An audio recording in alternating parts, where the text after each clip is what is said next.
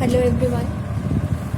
In today's class, we will cover the most important topic that is objectives of government budget.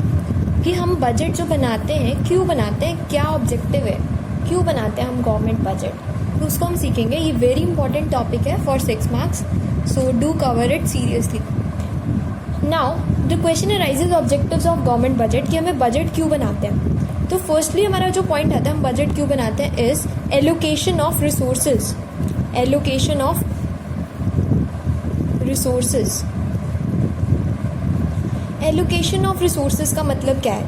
देखो, government को पता है कि मुझे अपने रिसोर्सेज को कैसे यूज़ करना है, तो गवर्नमेंट ना अपना बजट बनाती है कि मेरे को अपने रिसोर्सेज को कैसे यूज़ करना है. 2 वे हो सकते हैं रिसोर्सेज को यूज़ करने के. वन होता है प्रॉफिट मैक्सिमाइजेशन. गवर्नमेंट का मेन मोटिव क्या होता है, वेलफेयर, बट गवर्नमेंट को कहीं ना कहीं प्रॉफिट भी बढ़ाना होता है, ठीक है. और दूसरा मोटिव होता है हमारा सोशल वेलफेयर. Social welfare. तो एलोकेशन ऑफ रिसोर्सेज मतलब गवर्नमेंट को क्या देखना पड़ता है कि मेरे को अपने रिसोर्सेज कैसे एलोकेट करने हैं ताकि बैलेंस बना रहे. क्या हो, बैलेंस बना रहे किसके बीच में, बैलेंस बिटवीन मुझे अपने रिसोर्सेज को इस तरीके से यूज़ करना है कि बैलेंस बना रहे प्रॉफिट मैक्सिमाइजेशन और सोशल वेलफेयर में. मतलब बैलेंस बना रहे. हमें अपने रिसोर्सेज को कैसे यूज़ करना चाहिए.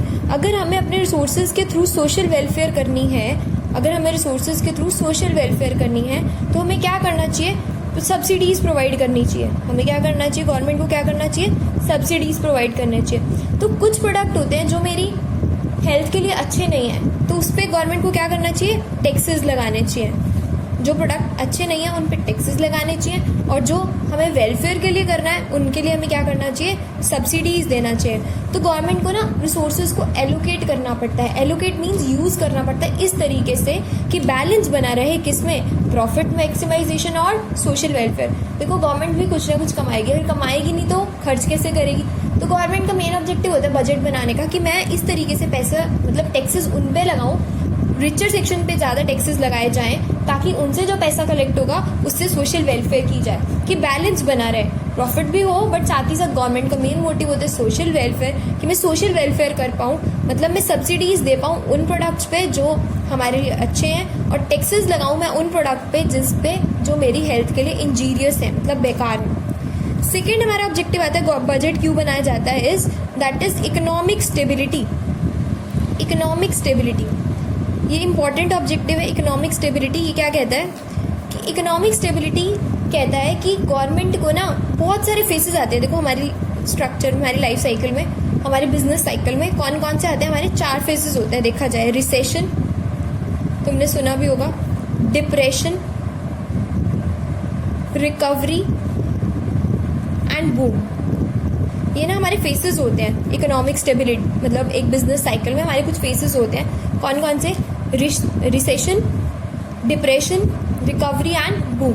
रिसेशन होता है गिरना, ठीक है, हमारी जो सेल्स है, हमारा प्रॉफिट जो है वो गिर रहा होता है. फिर आता है डिप्रेशन, बहुत नीचे, लोएस्ट, इससे नीचे तो जा ही नहीं सकता, मतलब बिल्कुल ही गिर गया हमारा profit.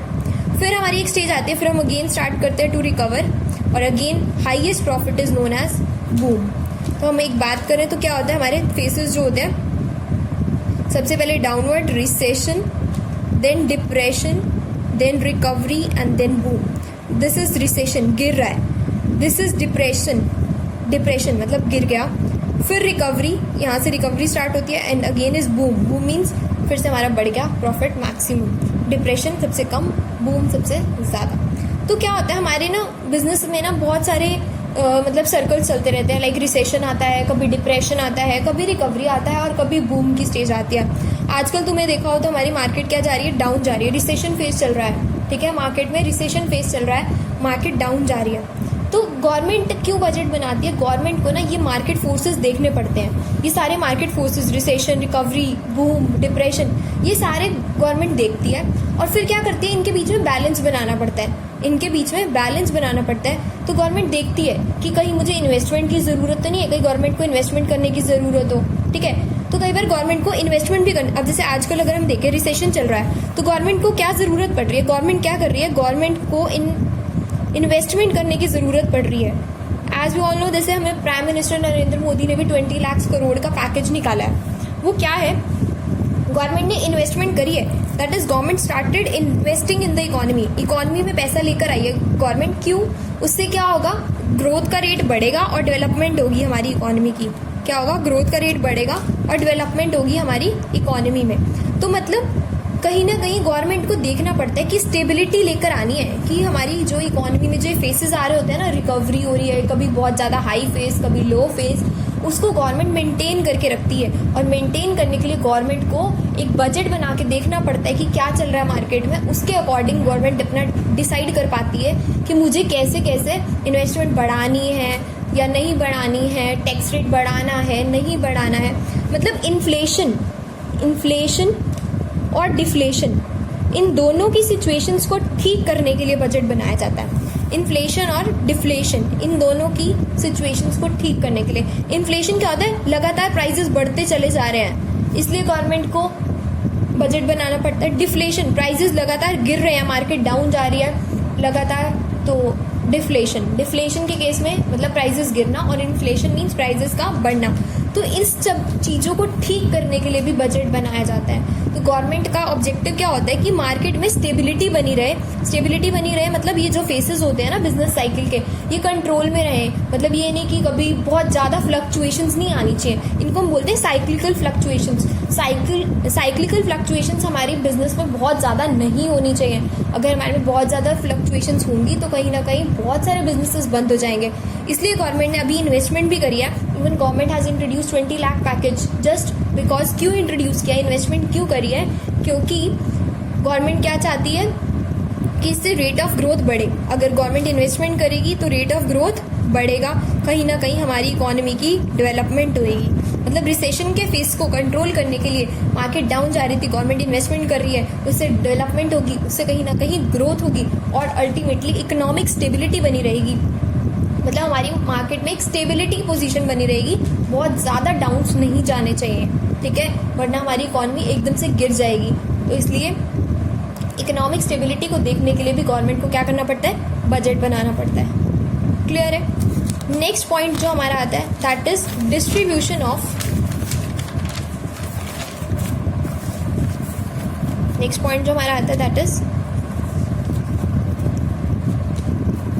redistribution of income and wealth.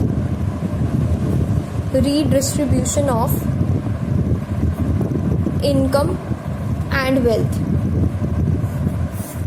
Redistribution of income and wealth. इसका मतलब क्या है? Redistribution of income and wealth ये कहता है कि गवर्नमेंट ना बजट इसलिए भी बनाती है ताकि ना गवर्नमेंट इक्वेलिटी मेंटेन करके रख सके। क्या मेंटेन करके रख सके? इक्वेलिटी। अब बात आती है इक्वेलिटी कैसे मेंटेन कर सकती है गवर्नमेंट कैसे मेंटेन करेगी इक्वेलिटी? बताइए, गवर्नमेंट कैसे इक्वेलिटी को मेंटेन करेगी? गवर्नमेंट क्या कर सकती है? जो अमीर लोग हैं, रिचर पीपल, उनसे टैक्स ले ले, उनसे क्या करें? टैक्स ले ले, उन पे टैक्स लगा दे, मतलब टैक्स इम्पोज कर दे। और जो पुअर पीपल हैं उनको क्या करें? सब्सिडीज दे दे। उनको क्या करें? सब्सिडीज दे दे। उससे क्या होगा? हमारे में redistribution of income and wealth, मतलब इनकम को रीडिस्ट्रीब्यूट कर रही है। इनकम को रीडिस्ट्रीब्यूट करना मीन्स इनकम एक सेक्शन से किसी से लेना और किसी को देना। रिचर लोगों से लेगी, टैक्स लगा देगी और वही पैसा पुअर पीपल में बांट देगी, दैट इज सब्सिडीज दे देगी।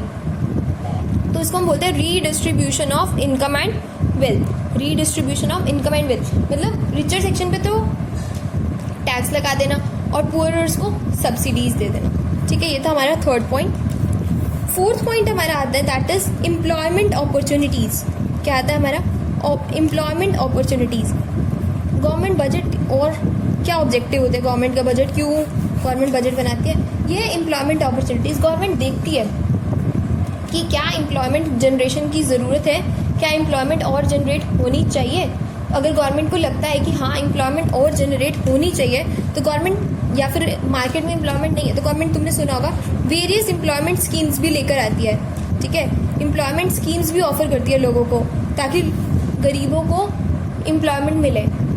इसका रीसेंट एग्जाम्पल भी हमने अभी पढ़ा। गवर्नमेंट क्या कर रही है? तुमने देखा जो ये गवर्नमेंट ने बजट निकाला है उसमें गवर्नमेंट ने क्या किया है, बजट क्या निकाला है, मतलब गवर्नमेंट ने जो अनाउंस किया पैकेज, ये गवर्नमेंट ने क्या अनाउंस किया, गवर्नमेंट ने कहा है कि जो भी लोग medium small MSME, medium small exchange, मतलब जो भी मीडियम स्मॉल बिजनेस में इंगेज है ना, MSME के बिजनेस में, मीडियम स्मॉल एंटरप्राइजेस में जो इंगेज हैं, वो क्या उन्होंने बोला है कि ये लोग अगर कोई भी फैक्ट्री सेटअप करते हैं, ये लोग कोई भी फैक्ट्री सेटअप करते हैं तो उनको कम रेट पे इंटरेस्ट दिया जाएगा, मतलब उनको 1 साल तो इवन कोई भी प्रिंसिपल का अमाउंट रीपेमेंट भी नहीं करने की ज़रूरत, प्रिंसिपल वापस करने की भी ज़रूरत नहीं है। तो ये गवर्नमेंट ने क्यों किया, क्योंकि अगर ये फैक्ट्री लगाएंगे, MSME में फैक्ट्री लगेगी तो कितने सारे लोगों को यहाँ पे एम्प्लॉयमेंट मिलेगी, बहुत सारे लोगों को यहाँ पे एम्प्लॉयमेंट मिलेगी। तो गवर्नमेंट ने इसलिए ऐसा किया। गवर्नमेंट देखती रहती है कि एम्प्लॉयमेंट की कमी आ रही है मार्केट में या क्या हो रहा है, उसके अकॉर्डिंग गवर्नमेंट बजट बनाती है, उसके अकॉर्डिंग गवर्नमेंट अपनी इनकम को स्पेंड करती है, ठीक है। तो इसलिए भी बजट बनाया जाता है ताकि गवर्नमेंट एम्प्लॉयमेंट जनरेशन को भी देखती रहे, और अगर एम्प्लॉयमेंट कहीं कम हो रही है तो गवर्नमेंट वहाँ पे वेरियस स्कीम्स लेकर आए एम्प्लॉयमेंट जनरेशन की, और बहुत सारी employment poor section of society में गवर्नमेंट एजुकेशन प्रोवाइड कर सके। क्लियर है। नेक्स्ट आता है हमारे पास 5th point, balanced regional growth. Balanced regional growth, बात आती है ये क्या है बैलेंस्ड रीजनल ग्रोथ। ये कहता है कि बजटरी पॉलिसी है ना, इस तरीके से डेवलप की जाती है कि रीजनल ग्रोथ बैलेंस्ड हो। रीजनल ग्रोथ, रीजन्स हमारे कौन कौन से रीजन है, या तो कोई बैकवर्ड रीजन होगा, बैकवर्ड रीजन जैसे रूरल एरिया जिसको हम बोल देते हैं, ठीक है। रीजनल, रीजन्स मीन्स एरियाज, हमारे कैसे एरियाज हैं, उन एरियाज में क्या करनी है, ग्रोथ करनी है, और सब में बैलेंस्ड, सब एरियाज में ग्रोथ हो। गवर्नमेंट का ये भी ऑब्जेक्टिव होता है, गवर्नमेंट का मेन ऑब्जेक्टिव क्या होता है कि हर एरियाज में इक्वल ग्रोथ हो। देखो अर्बन एरिया हमेशा डेवलप ज़्यादा रह जाता है, क्यों, वहाँ पे अपॉर्चुनिटीज़ ज़्यादा होती हैं, वहाँ पे एम्प्लॉयमेंट ज़्यादा होती है, तो अल्टीमेटली डेवलपमेंट रहती है। लेकिन गवर्नमेंट का मेन मोटिव ये नहीं होता कि सिर्फ अर्बन को देखना, तो गवर्नमेंट दोनों की ग्रोथ को क्या चाहती है, एरियाज, दोनों एरियाज की ग्रोथ क्या हो, बैलेंस्ड। दोनों एरियाज कौन कौन से, बैकवर्ड रूरल एरियाज या फिर अर्बन एरियाज, दोनों में रीजनल मीन्स एरिया, दोनों एरियाज की ग्रोथ क्या हो, बैलेंस्ड। और इसके लिए गवर्नमेंट क्या करती है, गवर्नमेंट बहुत सारे स्कीम्स लेकर आती है। गवर्नमेंट ने, जैसे तुमने सुना होगा, गवर्नमेंट ने कहा भी है कि अगर आप रूरल एरियाज में जाके फैक्ट्री लगाएंगे तो आपको इलेक्ट्रिसिटी यानी कि पावर कंजम्पशन पे आपको बेनिफिट मिलेगा। यहाँ पे अगर आप पावर कंजम्पशन की बात करें, यहाँ पे रेट अर्बन एरियाज में, यहाँ पे उसने कहा कि पावर का कंजम्पशन रेट ज़्यादा रहेगा, बट अगर आप रूरल एरियाज में जाके फैक्ट्री लगाएंगे तो जो आपकी पर यूनिट पावर यूज़ करोगे ना, उसका रेट क्या रहेगा, कम रहेगा। ये गवर्नमेंट ने ऐसा क्यों किया, गवर्नमेंट ऐसा क्यों करती है, ताकि लोग रूरल एरियाज में ज़्यादा से ज़्यादा फैक्ट्री सेटअप कर सके, ताकि वो एरियाज भी डेवलप हो सके, ठीक है, ताकि वो एरियाज भी डेवलप हो सके। गवर्नमेंट ने एक और भी कहा था कि आप SEZ एरिया, SEZ होते हैं special economic zones, SEZ area, कि अगर आप SEZ एरियाज में जाके, SEZ एरियाज होते हैं स्पेशली मैन्युफैक्चरिंग वगैरह के लिए, मतलब ये दूर कहीं जाके, कहते हैं ना, अगर आप इंडस्ट्रियलाइजेशन बीच में ही कर दोगे तो पॉल्यूशन कितना ज़्यादा हो जाएगा। बट अगर आप कहीं एक प्रॉपर एरियाज में जाके, जहाँ पे फैक्ट्रीज लगानी चाहिए, वहाँ पे जाके फैक्ट्रीज लगाएंगे तो उससे क्या होगा, पॉल्यूशन थोड़ा कम होगा। इसलिए गवर्नमेंट कहती है अगर आप इस SEZ एरियाज में जाके फैक्ट्री लगाओगे ना तो कहीं ना कहीं हम आपको बेनिफिट्स देंगे। ये गवर्नमेंट ऐसा क्यों कर रही है, क्योंकि गवर्नमेंट का मेन ऑब्जेक्टिव क्या है, बैलेंस्ड रीजनल ग्रोथ, कि हर एरिया की ग्रोथ हो, रूरल एरियाज की भी ग्रोथ हो और अर्बन एरियाज में तो ग्रोथ हो ही रही है। तो गवर्नमेंट का मेन मोटिव ये भी होता है कि दोनों एरियाज की ग्रोथ क्या हो, बैलेंस्ड, दोनों में ग्रोथ हो। इसलिए गवर्नमेंट क्या करती है, फैसिलिटीज़ प्रोवाइड करती है रूरल और अर्बन एरियाज में। क्लियर। नेक्स्ट आता है हमारा point number 6, that is GDP growth.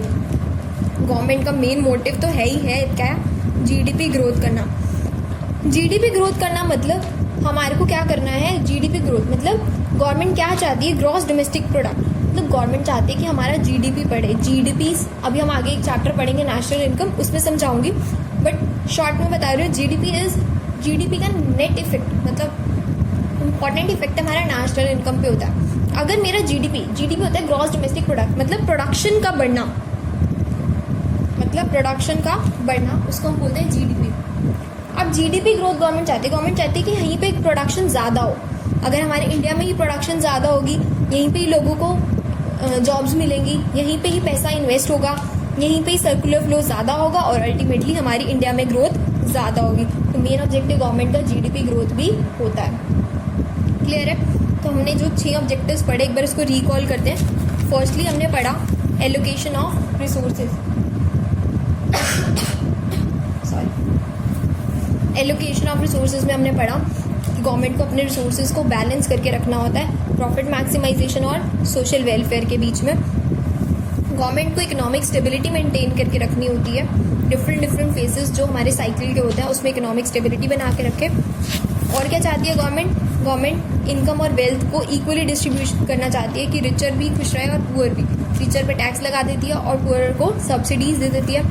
Employment generate कराना भी गवर्नमेंट का एक ऑब्जेक्टिव रहता है। दोनों एरियाज की बैलेंस्ड ग्रोथ रहे, उसको हम बोलते हैं बैलेंस्ड रीजनल ग्रोथ। और last objective is GDP growth. Government चाहती है कि जीडीपी ग्रोथ होता रहे, मतलब प्रोडक्शन हमारे यहाँ पे ही हो और उस प्रोडक्शन से ज़्यादा गुड्स प्रोड्यूस होंगे, हमारी इकॉनमी में सर्कुलर फ्लो होगा और हमारी इकॉनमी उतनी ज़्यादा डेवलप होगी। क्लियर है? Okay guys, thank you.